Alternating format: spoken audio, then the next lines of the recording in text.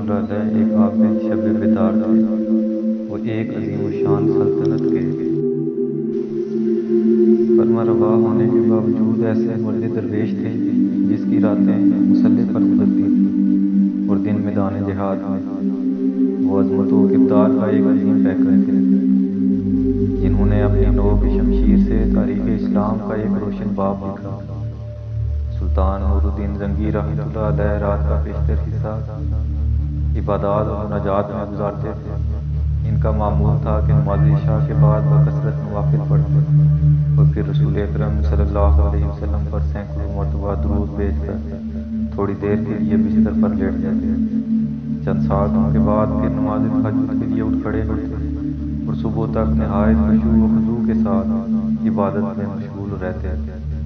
557 ہجری کی ایک شب وہ اوراد و وظائف سے فارغ ہو کر بستر پر لیٹے تو خواب میں 3 بار رسول کریم صلی اللہ علیہ وسلم کی زیارت ہوئی۔ بعض روایتوں میں ہے کہ سلطان نے متواتر 3 رات حضور صلی اللہ علیہ وسلم کو خواب میں دیکھا۔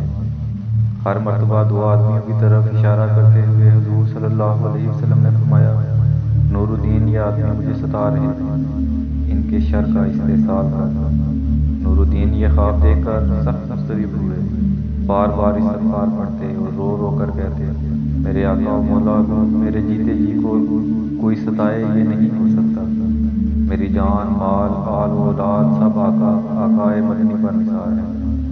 خدا اس دن کے لیے نور الدین کو زندہ نہ رکھے کہ حضور صلی اللہ علیہ وسلم غلام کو یاد کرتے اور وہ دمشق میں آرام سے بیٹھا رہے۔ سلطان نور الدین بے چین ہو گیا اور اسے یقین ہو گیا کہ مدینہ منورہ میں ضرور کوئی ایسا ناشکرنی واقعہ ہوا ہے جس سے سرور کونین کی روح اقدس کو تکلیف پہنچی ہے۔ خواب سے بیدار ہوتے ہی انہوں نے 20 آیان دولت کو ساتھ لیا اور بہت سا خزانہ گھوڑوں پر لدوا کر مدینہ منورہ کی طرف روانہ ہو گئے۔ اہل دمشق سلطان کے یکایک عالم سفر ہونے سے بہت حیران ہوئے، لیکن کسی کو معلوم نہ تھا کہ اصل بات کیا ہے۔ دمشق سے مدینہ منورہ پہنچنے میں عام طور پر 20-25 دن لگتے تھے، لیکن سلطان نے یہ فاصلہ نہایت تیز رفتاری کے ساتھ طے کیا اور 16ویں دن مدینہ منورہ جا پہنچے۔ اہل مدینہ اس کی اچانک آمد پر حیران رہ گئے۔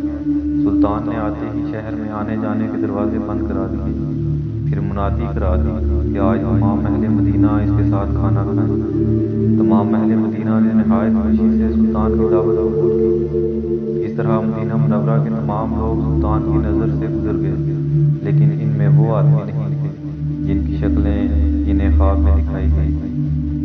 سلطان نے کابل شہر سے پوچھا کہ کوئی ایسا شخص باقی نہیں رہا جو کسی وجہ سے دعوت میں شریک نہ ہو سکا ہو۔ انہوں نے عرض کی کہ اہل مدینہ میں سے تو کوئی شخص ایسا نہیں رہا جو دعوت میں شریک نہ ہوا ہو، البتہ 2 خدا رسیدہ مغربی جو مدت سے یہاں مقیم ہیں نہیں آئے۔ یہ دونوں بزرگ عبادت میں مشغول رہتے ہیں، اگر کچھ وقت بچتا ہے تو جنت البقیع میں لوگوں کو پانی پلاتے ہیں، اس کے سوا وہ کسی سے ملتے ملاتے نہیں۔ سلطان نے حکم دیا ان دونوں کو بھی ضرور یہاں لاؤ۔ جب وہ دونوں سلطان کے سامنے حاضر کیے گئے تو اس نے ایک نظر میں پہچان لیا کہ یہ وہی 2 آدمی ہیں جو اسے خواب میں دکھائے گئے تھے۔ انہیں دیکھ کر سلطان کا خون کھول اٹھا، لیکن تحقیق حال ضروری تھی کیونکہ ان کا لباس زہدانہ اور شکل و صورت مومنوں کی تھی۔ سلطان نے ان دونوں سے پوچھا کہ تم دونوں یہاں کہاں رہتے ہیں؟ انہوں نے بتایا کہ روضہ اقدس کے قریب ایک مکان کرایہ پر لے رکھا ہے اور اسی میں ہر وقت ذکر الہی میں مشغول رہتے ہیں۔ سلطان نے ان دونوں کو وہیں اپنے آدمیوں کی نگرانی میں چھوڑا اور خود اکابر شہر کے ہمراہ اس مکان پر جا پہنچا۔ یہ ایک چھوٹا سا مکان تھا جس میں نہایت مختصر سامان مکینوں کی زہدانہ زندگی کی شہادت دے رہا تھا۔ اہل شہر ان دونوں کی تعریف میں رطب اللسان تھے اور بظاہر کوئی چیز قابل اعتراض نظر نہیں آتی تھی، لیکن سلطان کا دل مطمئن نہیں تھا۔ اس نے مکان کا فرش ٹھونک بجا کر دیکھنا شروع کیا۔ یکایک سلطان کو ایک چٹائی کے نیچے فرش ہلتا ہوا محسوس ہوا۔ چٹائی ہٹا کر دیکھا تو ایک چوڑی سل تھی جسے سرکایا گیا تو ایک خوفناک انکشاف ہوا۔ یہ ایک سرنگ تھی جو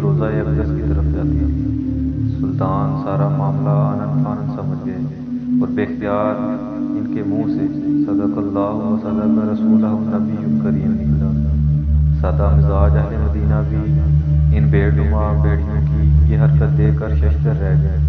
سلطان اب قہر و جلال کی مجسم تصویر بن گئے اور انہوں نے دونوں ملعونوں کو بپایہ زنجیر کر کے اپنے سامنے لانے کا حکم دیا۔ جب وہ سلطان کے سامنے پیش ہوئے تو اس نے ان سے نہایت ادبناک لہجے میں مخاطب ہو کر پوچھا، سچ سچ بتاؤ تم کون ہو اور اس ناپاک حرکت سے تمہارا کیا مقصد ہے؟ دونوں ملعونوں نے نہایت بشرمی اور ڈٹائی سے جواب دیا، اے بادشاہ، ہم نصرانی ہیں۔ بعض روایتوں میں ہے کہ یہ دونوں یہودی تھے اور اپنی قوم کی طرف سے تمہارے پیغمبر کی لاش چرانے پر معمور ہوئے تھے۔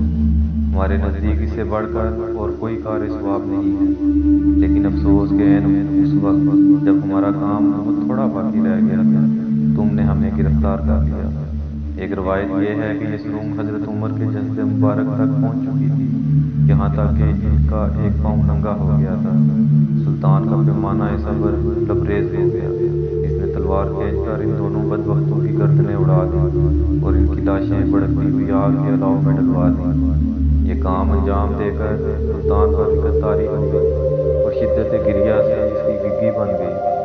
وہ مدینہ منورہ کی گلیوں میں روتے گھومتے اور کہتے، زہ نصیب کی اس خدمت کے لیے حضور صلی اللہ علیہ وسلم نے اس غلام کا انتخاب فرمایا۔ جب ذرا قرار آیا تو سلطان نے حکم دیا کہ روضہ نبوی کے گرد ایک گہری خندق کھودی جائے اور اسے پگھلے ہوئے سیسے سے پاٹ دیا جائے۔ سلطان کے حکم کی تعمیل میں روضہ اختر کے چاروں طرف اتنی گہری خندق کھودی گئی کہ زمین سے پانی نکل آیا۔ اس کے بعد اس میں سیسا بھر دیا گیا تاکہ زمانہ کی دست برد سے ہر طرح محفوظ رہے۔ یہ سیسے کی دیوار روضہ اقدس کے گرد آج بھی موجود ہے اور انشاءاللہ ابد تک قائم رہے گی۔ آج بھی اہل مدینہ سلطان نور الدین زنگی رحمۃ اللہ علیہ کا نام نہایت محبت اور احترام سے لیتے ہیں اور ان کا شمار ان نفوس قدسی میں کرتے ہیں جن پر سید البشر نے خود اعتماد کا اظہار فرمایا اور ان کے محب رسول ہونے کی تصدیق فرمائی۔ یہ رتبہ بلند ملا جس کو مل گیا۔